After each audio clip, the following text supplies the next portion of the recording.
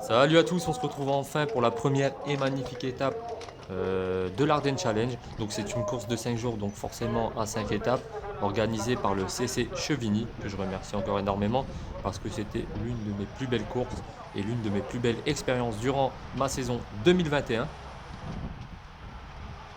Donc là, on était plus de 160 coureurs au départ, ce qui change énormément pour ma part, parce que j'ai l'habitude de faire des courses élite espoir de un jour, là où on est entre 80 et 120 coureurs maximum. Donc vous allez me dire, ça change pas beaucoup, mais croyez-moi que dans le peloton, ça se ressent parce que chacun se bat pour sa place et pour garder sa place. Ça frotte beaucoup plus et c'est beaucoup plus nerveux. En sachant qu'il y a des stratégies d'équipe, parce que oui, il y a des équipes complètes qui étaient présentes sur ce tour.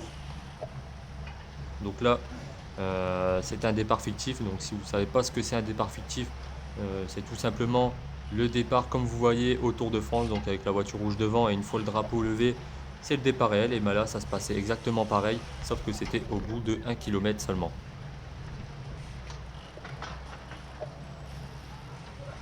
Donc là, on peut voir que ça avance pas grand-chose. Ça frotte énormément. Là où je vais vite me retrouver au début du, on va dire, milieu du peloton. Donc il y a une soixantaine de coureurs devant moi. Parce que c'était des tout petites rues, j'ai mal géré, j'aurais dû me placer directement. Mais bon, c'est peut-être dû au stress, j'ai un peu mal géré le départ. Mais après je me suis dit aussi que c'était un départ fictif. Personnellement, j'avais pas bien écouté et je savais pas que c'était au bout de 1 km. Donc j'étais vraiment en moulinage et pour chauffer mes jambes et je faisais pas très attention à ma place. Donc ici le numéro 55, on va voir Giovanni. Donc c'est un coureur qui complétait aussi l'équipe Project Bow. Donc je vous l'ai pas dit, mais je complétais ce jour-là, enfin durant les 5 jours, l'équipe Project Bow. Donc l'équipe il manquait 5 coureurs dedans. Donc ils m'ont appelé avec 2 autres coureurs. Donc grâce à eux, j'ai pu participer à ce magnifique tour. Donc ici le départ va se lancer et pendant ce temps-là, je vais vous présenter toutes les équipes qui étaient présentes sur ce tour. Donc on peut voir que la Belgique domine avec Bingol, Crab et RC Pesant, le COE Carbon Discard Academy, EFC, Homme Solution, Pazo Team, Project Bow, donc l'équipe que je complétais, Urbano, Davo, VDM, Ubo Titan, l'équipe de Meulebec, Stageco Van Mossel, Vohan et Sportgank, et pour finir Asfra Racing Team. Ici aux Pays-Bas, nous avons Alin Crush, Dutch Food, le TWC, West Frisia, l'équipe Sensa et le TWC Tempo. En France, nous avons Aix-en-Provence et le VCU. Au Luxembourg, le Régional Équipe, une équipe très connue aussi au Luxembourg, et une équipe aussi au Danemark. Donc on peut voir qu'il y a quand même pas mal d'équipes et pas mal de bonnes équipes en développement aussi, parce qu'il y a la plupart des coureurs qui étaient présents sur ce tour, et ils ont déjà la place chez les pros, donc on peut dire qu'ils sont déjà pros et qui roulent comme des pros. Donc on attaque à 9,5 km dans la descente, donc après les fameuses petites bosses, là que je vais pas vous faire voir parce qu'en fait je me suis fait avaler par le peloton et je me retrouve on va dire à la 90e, 100e place facile. Donc il y a un beau paquet devant moi. En plus dans une descente c'est très dur à remonter, surtout à cette vitesse. Bon là ça va 50 parce qu'on est dans un virage. Mais là regardez les kilomètres heure en bas à gauche. Regardez jusque où ça va monter.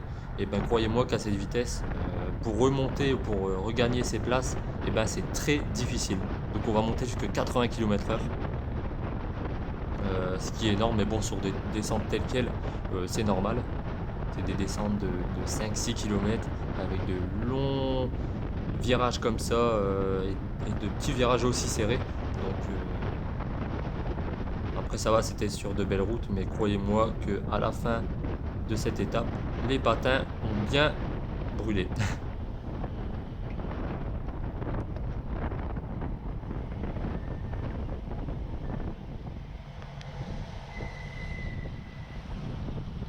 Donc les virages c'était à négocier, il fallait vraiment être prudent. On peut voir que chaque coureur prend ses distances, on essaye de pas trop se serrer, on essaye de pas trop prendre les roues de trop proche parce qu'un coup de frein ça peut aller très très vite. Et surtout que fallait se méfier parce que ceux qui étaient à patin, moi comme ici le numéro 11 ou comme tous les autres, et ben comparé aux coureurs qui étaient à frein à disque, eux ils freinent plus à la dernière minute. Donc ils peuvent freiner, en tout cas ils peuvent se permettre de freiner un peu plus tard que nous. Donc des fois on était un peu surpris, il fallait vraiment être prudent.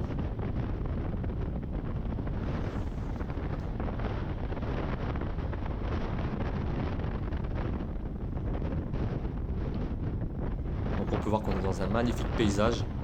Donc moi j'ai pas eu l'occasion de le regarder. Donc je le regarde ici avec vous. Donc là ça va descendre. Ici en bas à droite on peut voir le schéma ici où il est marqué altitude quand ça descend et quand ça monte.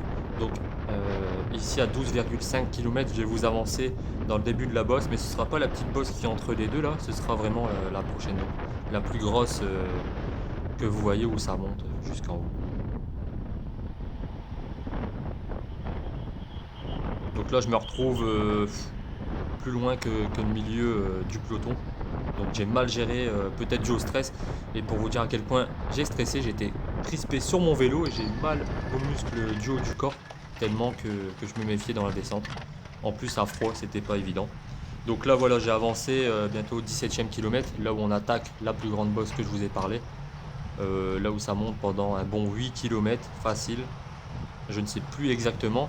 Mais en tout cas, tout ce que je sais, c'est que ça montait vraiment fort.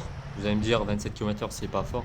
Mais après une descente, bon, il faisait pas froid, mais bon, on n'est pas chauffé comme il faut dans une descente, surtout au départ. Et bien, croyez-moi qu'on le ressent direct les 9-10% ici au début de cette bosse et surtout à 20 km/h. Donc en fait, là, bon, au final, je me suis bien replacé. Je suis au milieu du peloton. Là, on peut voir l'avant. Mais le souci, c'est que bon, l'équipe Bingoal va dominer, donc ils ont des stratégies, forcément. C'est une équipe en développement, donc elle va rouler beaucoup mieux que les autres. Et en sachant que, comme j'ai dit, ben, y a des coureurs ici présents on peut dire qu'ils sont pros parce qu'ils ont déjà leur place pour 2022 chez les professionnels. Donc il y avait vraiment du niveau ce jour-là. Il y avait le champion du Luxembourg, il y avait pas mal de champions et de bons coureurs. Après, comme je dis toujours, comme je pense, faut pas se fier aux apparences ni au gabarit parce que tout peut arriver dans une course. Tout peut aller très très vite. Bon, en tout cas pour moi, j'ai été lâché très très vite au 20e kilomètre et enfin vous allez le voir, je vous explique un petit peu plus tard. Mais en tout cas, je l'ai pas préparé. Enfin, en tout cas, j'ai pas préparé mentalement une course pareille. Surtout que là, dès le début de la bosse, en fait, tous les plus forts ont fait le tri. Et je me suis trouvé vite piégé en fait au beau milieu du peloton avec pas mal de coureurs. Hein. Je suis pas le seul non plus à décrocher des premiers. Mais ce que j'aurais dû faire, c'est aller direct dans les 20 premiers. Et peut-être que là, ça roulait moins vite à l'avant et ça roulait beaucoup mieux. Donc on peut voir ici un coureur de chez Bingoal, le numéro 2, Alessandro, le sprinter de l'équipe qui va décrocher tout doucement, mais en sachant qu'il venait d'attaquer juste avant, donc c'est compréhensible. Après voilà, c'était sûrement une stratégie d'équipe. Maintenant, tout y a explosé. C'était vraiment pas évident. On peut voir que les coureurs se balancent de droite à gauche sur leur vélo. Donc voilà, on peut voir aussi beaucoup de coureurs qui décrochent et qui se font avaler par moi et des autres coureurs. Mais on peut voir aussi que moi par la suite je vais aussi me faire avaler par les autres. Malgré que je suis grimpeur, et ben j'ai pas su suivre les plus forts. Après ça arrive, c'était ma première grosse course, je savais pas comment la gérer, mentalement comme physiquement. Et comme je vous ai dit, j'étais crispé sur mon vélo dans la descente, donc j'avais un peu mal partout et j'étais pas prêt. Même au niveau du cardio, j'ai été vraiment impressionné de ce que ça m'a fait. J'avais mal à la poitrine. Donc voilà. Là ici on peut voir à droite, on a avancé à 20 km. On peut voir comment le peloton s'est étiré. Donc, ça explose de tous les côtés. Ça fait des petits groupes de 2, de 1, de 5, de 6. C'est vraiment, c'était vraiment difficile. Ici on était en haut de la bosse. Donc à 500 mètres d'altitude. Ça piquait vraiment, on avait le vent en pleine face, donc c'était vraiment pas facile. Donc c'était juste pour vous faire voir à quel point Parce que là on voyait bien le peloton étiré. Là les premiers sont partis, hein, c'est déjà fini, ils ont déjà attaqué la descente suivante sûrement. Donc là, ici je vais me retrouver à 23 km avec un groupe qui m'ont rattrapé, dont ici le numéro 52, Wouter, qui complétait l'équipe. Donc un très bon coureur aussi. Donc là on se disait que c'était vraiment difficile. Donc après lui il est sprinter. Moi qui est grimpeur, j'ai pas compris pourquoi je me suis retrouvé là. Parce que normalement ma place était devant. Euh, Peut-être, enfin j'ai envie de dire même sûrement, j'étais moins fort.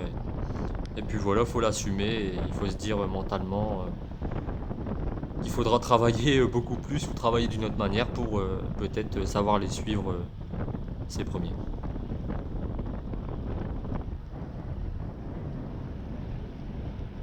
Donc là je vais passer mon relais.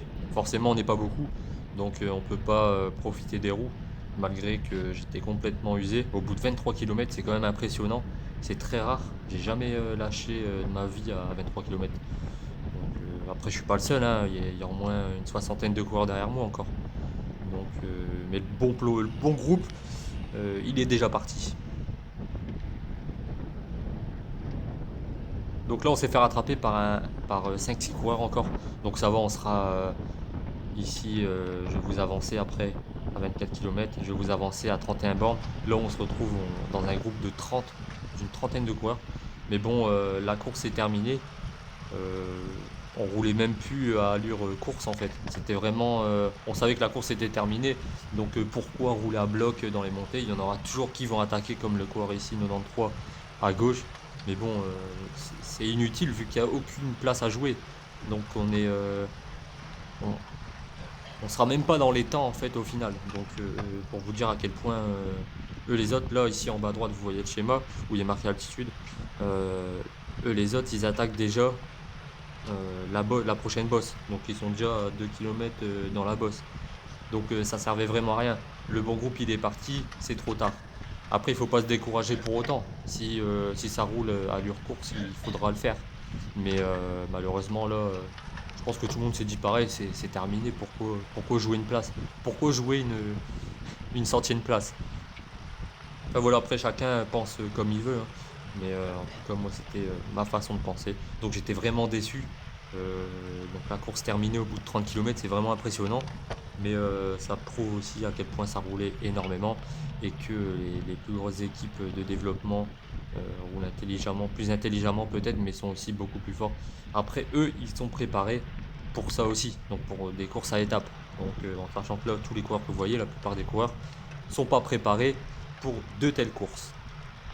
Donc ici après le virage, on rattaque la bosse réelle, très très dur. Donc et après on va refaire un tour en fait. Donc on a loupé un tour, on sera arrêté avant en fait. Donc ici, je vais vous faire un petit résumé de la course, euh, comme d'habitude. Donc là, c'était à Wiltz, au Luxembourg. On a parcouru une course de 94 km, donc uniquement mon groupe, hein. Sinon les autres ils ont fait un tour en plus, donc ils ont au moins 120 bornes. On a 1806 de dénivelé. On a parcouru la course en 2h36 avec une vitesse de moyenne de 36 km/h.